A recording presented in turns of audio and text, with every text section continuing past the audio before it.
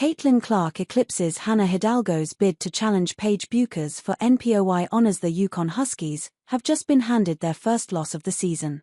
Relying on Paige Bueckers, the preseason National Player of the Year favorite, as usual, seemed to be the plan, but it cost the team heavily against the Notre Dame Fighting Irish.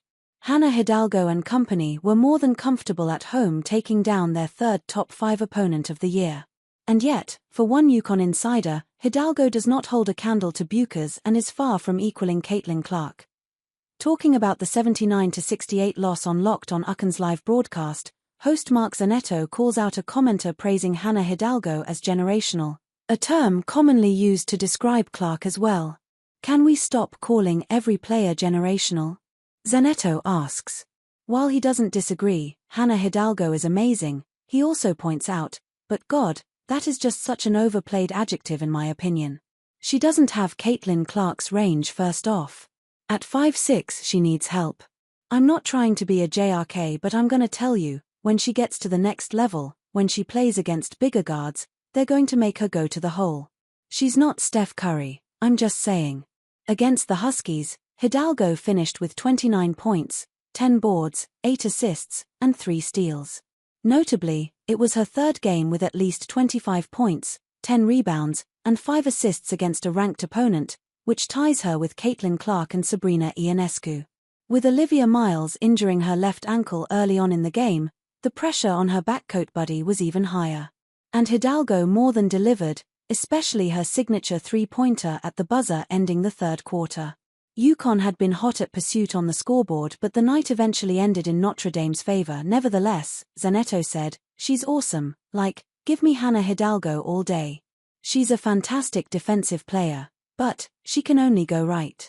Did you notice that when they made her go left, she didn't do anything? So she's a work in progress. Let's not crown people when they're sophomores in college. While the host agrees he's guilty of doing the same with UConn's Sarah Strong, he also points out the need to not put these young players on a pedestal all the time. They're still in college, still growing. As for Bueckers, the Yukon star had a good night with 25 points. The rest of the Huskies falling short put a blemish on the team's 8-0 record for the season. Having already won the NPOY once in 2021, Bueckers knows the level she needs to put up for another chance at the award. Caitlin Clark herself won it twice, and maybe it was only because the Paige Buckets was injured and unable to give her all.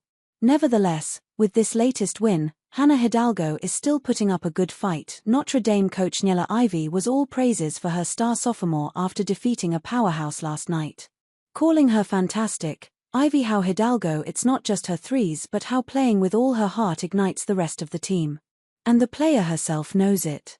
I know I'm that energy piece for my team, so I try to bring it, not only for every game, but for every practice, Hidalgo said after the game, per on 3.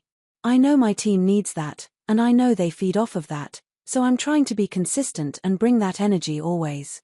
After Notre Dame's 2 losses in the Cayman Islands to TCU and Utah, winning against Syracuse and previously undefeated Texas and Yukon is a huge boost. Whoever ultimately wins the NPOY at the end of the year, they'll all be putting up a good fight.